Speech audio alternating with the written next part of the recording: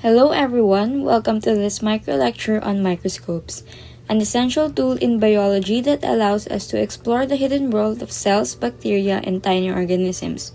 We'll briefly discuss different types of microscopes, but we'll focus on the compound microscope as we go into detail about its parts and functions. By the end of this micro lecture, you should be able to differentiate 5 types of microscopes by function and magnification, identify the parts of a compound microscope and their functions, demonstrate proper use and handling of a compound microscope. First, let's talk about the different types of microscopes. There are several types, but the 5 most commonly used are compound microscope. These microscopes provide magnification in the range of 40 times to 1000 times and are used to view small samples that cannot be seen with the naked eye, such as cells and bacteria. Stereomicroscope, also known as dissecting microscope.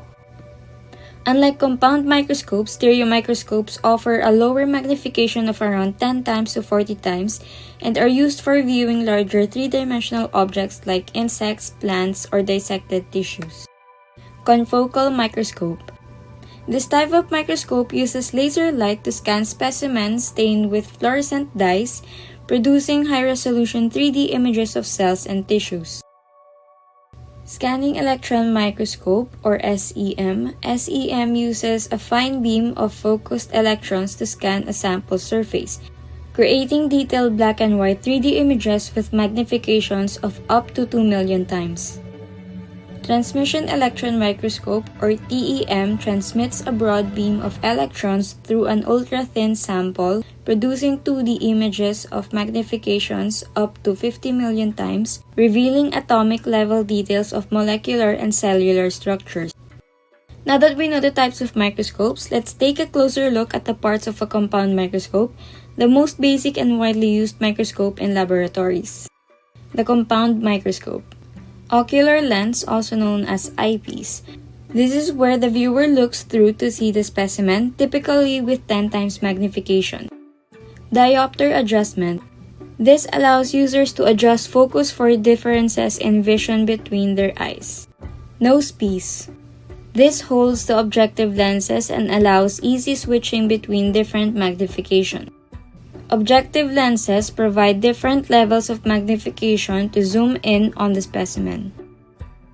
Mechanical stage supports the slide and allows precise movement for positioning. Stage clips hold the slide firmly on the stage. Stage control moves the slide smoothly left, right, forward, backward for better viewing. Light switch turns the illumination source on or off. Light source or illumination provides necessary lighting to make the specimen visible.